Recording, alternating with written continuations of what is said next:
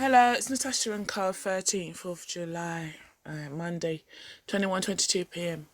I finally got round to revisiting the collection of Irish folk tales.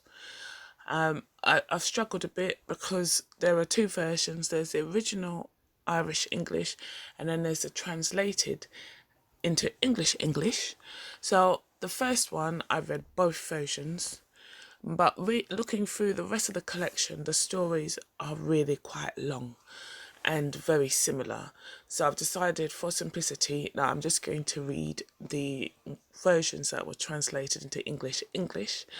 They still contain all of the names from the Ulster cycle of Irish mythology, and it's taken me hours to get what the internet says are the correct pronunciations and insert them through the text.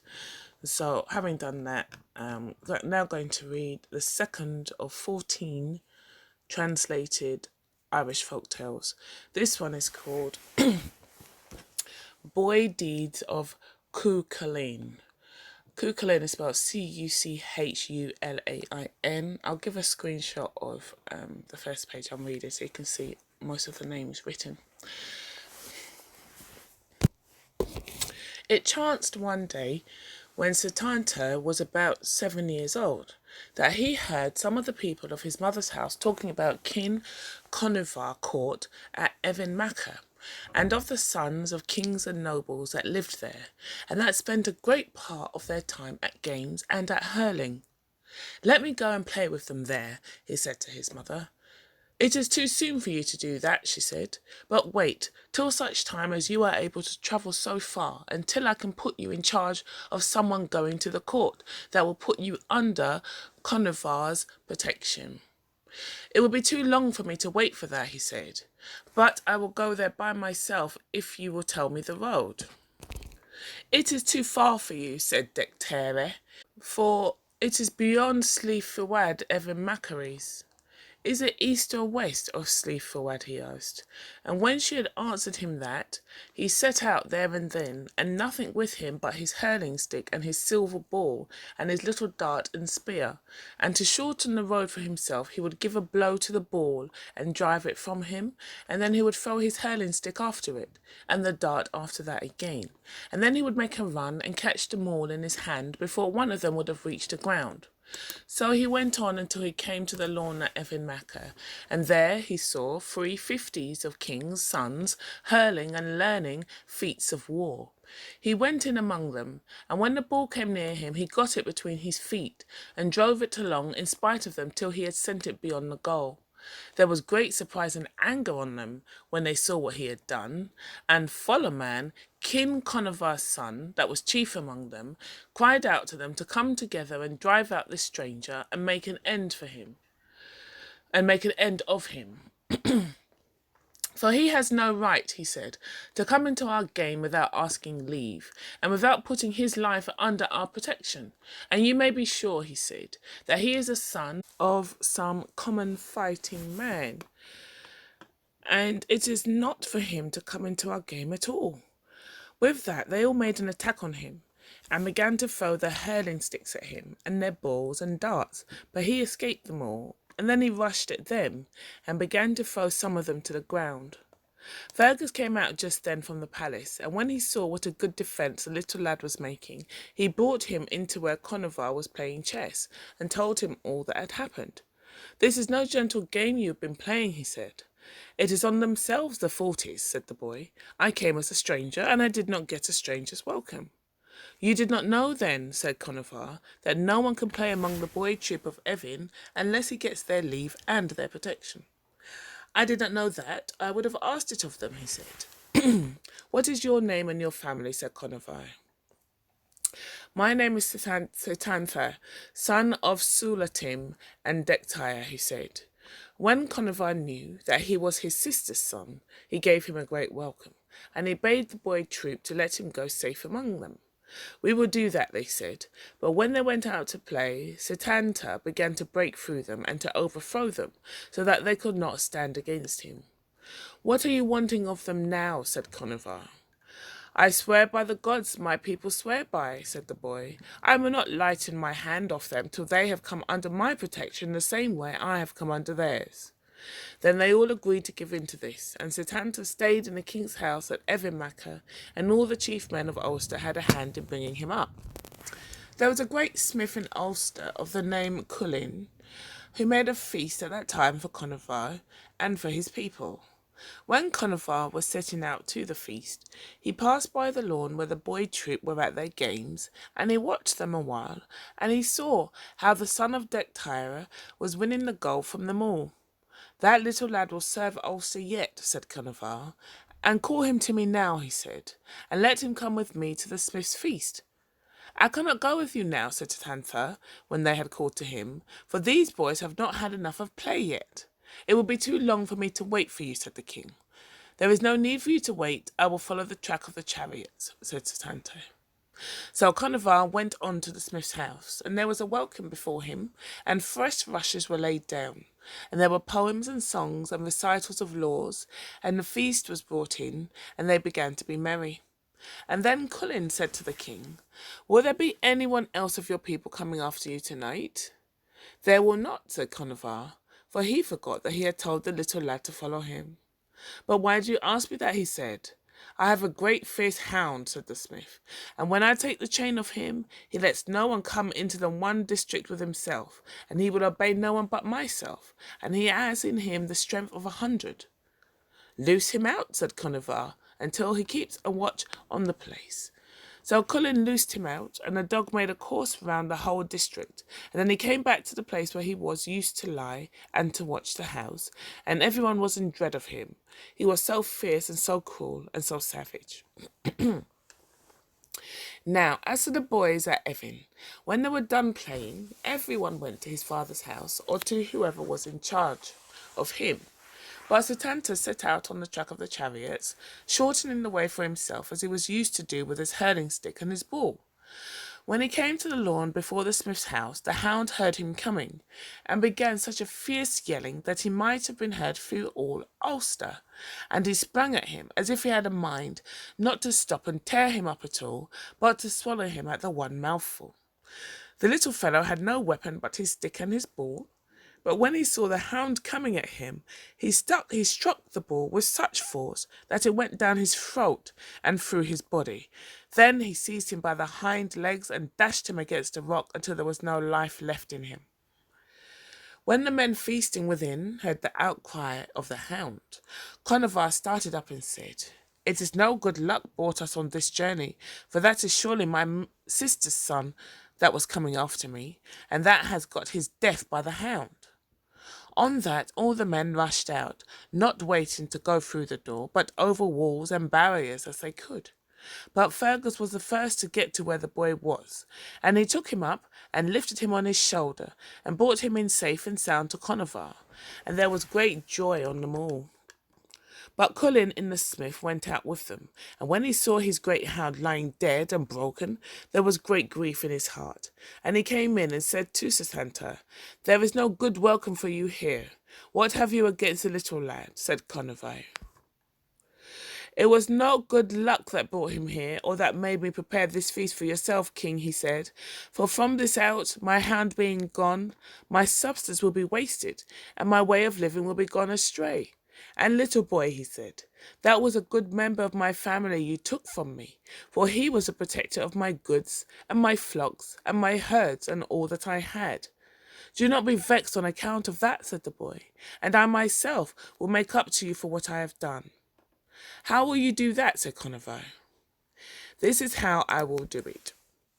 If there is a whelp of the same breed to be had in Ireland, I will rear him and train him until he is as good a hound as the one killed. And until that time, Cuchulain, he said, I myself will be your watchdog, to guard your goods and your cattle and your house. You have made a fair offer, said Conchobar. I could have given no better award myself, said Cathad, the druid. And from this out, he said, Your name will be CUCHULAIN, the Hound of Cuchulain. I am better pleased with my own name of Setanta, son of Sulatim, said the boy. Do not say that, said Kafad, for all the men in the whole world will some day have the name of CUCHULAIN in their mouths. If that is so, I am content to keep it, said the boy.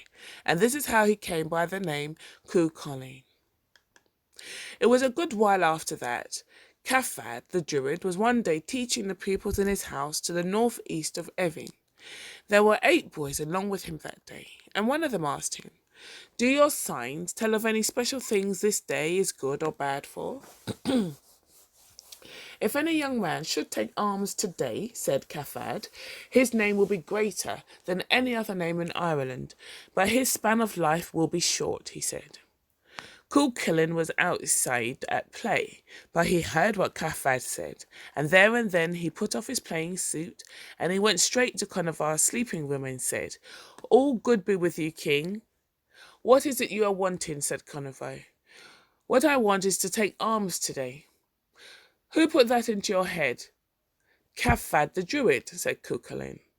"If that is so, I will not deny you," said Conovar. Then he gave him his choice of arms, and the boy tried his strength on them, and there were none that pleased him, or that was strong enough for him, but Conovar's own. So he gave him his own 2 spears, and his sword, and his shield. Just then Kafad the Druid came in, and there was wonder on him, and he said, "Is it taking arms this young boy is?" "He is indeed," said the king. "It is sorry I would be to see his mother's son take arms on this day," said Kafad. "Was it not yourself bade him do it?" said the king. "I did not surely," he said. "Then you have lied to me, boy," said Conovar. "I told no lie, king," said CUCHULAIN, "for it was he indeed put it in my mind when he was teaching the others. For when one of them asked him if there was any special virtue in this day, he said that whoever would for the first time take arms today, his name would be greater than any other in Ireland, and he did not say any harm would come on him, but that his life would be short." "And what I said is true," said Kafad. "There will be fame on you and a great name, but your lifetime will not be long." "It is little I would care," said CUCHULAIN, "if my life were to last one day and one night only, so long as my name and the story of what I had done would live after me." Then Kafad said, "Well, get into a chariot now, and let us see if it was the truth I spoke." Then CUCHULAIN got into a chariot and tried its strength, and broke it to pieces. And he broke in the same way the 17 chariots that Conovar kept for the boy trooper Evan. And he said, "These chariots are no use. Conovar, they are not worthy of me." "Where is Ebar, son of Riangabra?" said Conovar. "Here I am," he answered. "Make ready my own chariot and yoke my own horses to it for this boy to try," said Conovar. So he tried the king's chariot and shook it and strained it, and it bore him. "This is a chariot that suits me," he said. "Now, little one," said Ebar, "let us take out the horses and turn them out to graze." "It is too early for that, Ebar. Let us drive on to where the boy troop are, that they may wish me good luck on the day of my taking arms." So they drove on, and all the lads shouted when they saw him, "Have you taken arms?" "I have indeed," said CUCHULAIN. "That you may do well in wounding, and in first killing, and in spoil winning," they said. "But it is a pity for us you to have left playing." "Let the horses go graze now," said Ebar. "It is too soon yet," said CUCHULAIN. "And tell me, where does that great road that goes by Evan lead to?"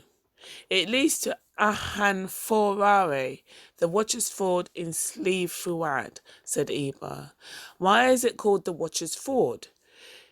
"It is easy to tell that. It is because some choice champion of the men of Ulster keeps watch there every day to do battle for the province with any stranger that might come to the boundary with a challenge." "Do you know who is in it today?" said CUCHULAIN. "I know well it is Conall Yannack. I know well it is Conall Yannack, the victorious, the chief champion of the young men of Ulster and of all Ireland." "We will go on then to the ford," said CUCHULAIN. So they went on across the plain, and at the water's edge they found Conall, and he said, "And are those arms you have taken today, little boy?" "They are indeed," said Ebar for him. "May they bring him triumph and victory and shedding of first blood," said Conall. But I think, little hound, he said, that you act too ready to take them, for you are not fit as yet to do a champion's work. What is it you are doing here, Conall? Said the boy. I am keeping watch and guard for the province. Rise out of it, Conall, he said, and for this one day let me keep the watch. Do not ask that, little one, said Conall, for you are not able yet to stand against trained fighting men. Then I will go down to the shallows of Loch Ectra and see if I can redden my arms on either friend or enemy. Then I will go with you myself, said Conall, to take care of you and to protect you, that no harm may happen you. Do not, said CUCHULAIN. I will indeed, said Conall, for if I let you go into a strange country alone, all Ulster would avenge it on me. So Conall's horses were yoked to his chariot, and he set out to follow CUCHULAIN, for he had waited for no leave, but he had set out by himself. When CUCHULAIN saw Conall coming up with him, he thought to himself, if I get a chance of doing some great thing, Conall will never let me do it. So he picked up a stone, the size of his fist, from the ground, and made a good cast at the yoke of Conall's chariot, so that he broke it, and the chariot came down, and Conall himself was thrown to the ground sideways. What did you do that for? He said. It was to see could I throw straight, and if there was the making of a good champion in me. Bad luck on your throwing and on yourself, said Conall, and anyone that likes may strike your head off now, for I will go with you no farther. That is just what I wanted, said CUCHULAIN, and with that Conall went back to his place at the ford. As for the lad, he went on towards Loch Ectra in the south. Then Ebar said, if you will listen to me, little one, I would like that we will go back now to Evan, for at this time the carving of the food is beginning there, and it is all very well for you that have your place kept for you between Conovar's knees. But as to myself, he said, it is among the chariot drivers and the jesters and the messengers I am, and I must find a place and fight for myself where I can. What is that mountain before us? Said CUCHULAIN. That is Slieve Moran, and that is Finn Khan, the white Khan on its top. Let us go to it, said CUCHULAIN. We will be too long going there, said Ebar. You are a lazy fellow, said CUCHULAIN, and this my first adventure, and the first journey you have made with me, and that it may be my last, said Ebar, if I ever get back to Evan again.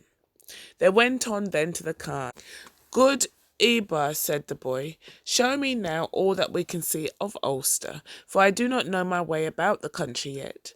So Ebar showed him from the Khan all there was to see of Ulster, the hills and the plains and the duns on every side.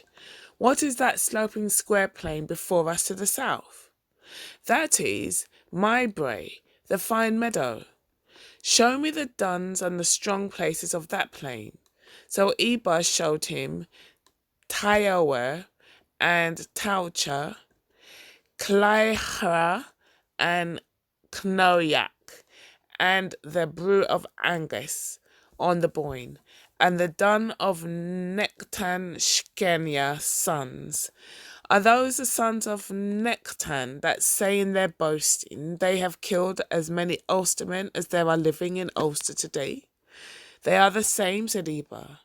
On with us then to that dun, said CUCHULAIN. No good will come to you through saying that, said Ebar. And whoever may go there, I will not go, he said. Alive or dead, you must go there for all that, said CUCHULAIN. Then if so, it is alive I will go there, said Ebar, and it is dead I will be before I leave it.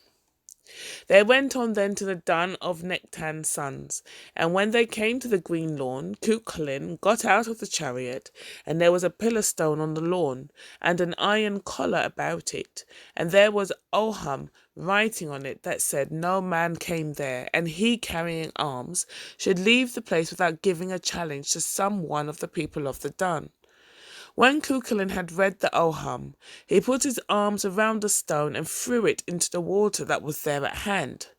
I don't see it is any better there than where it was before, said Ebar, and it is likely this time you will get what you are looking for, and that is a quick death.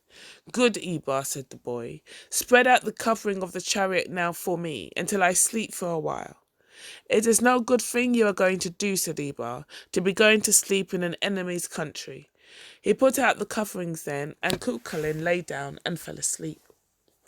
It was just at that time Foil, son of N.K.O, came out, and when he saw the chariot, he called out to Eber, "Let you not unyoke those horses." "I was not going to unyoke them," said Eber. "The reins are in my hands yet."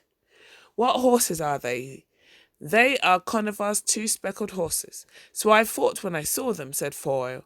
"And who is it has brought them across our boundaries?" "A young little lad," said Eber, "that has taken arms today for luck, and it is to show himself off he has come across my brae." "May he never have good luck," said Foil. "And if he were a fighting man, it is not alive but dead he would go back to Evan today." "Indeed he is not able to fight, or it could not be expected of him," said Eber, "and he but a child that should be in his father's house."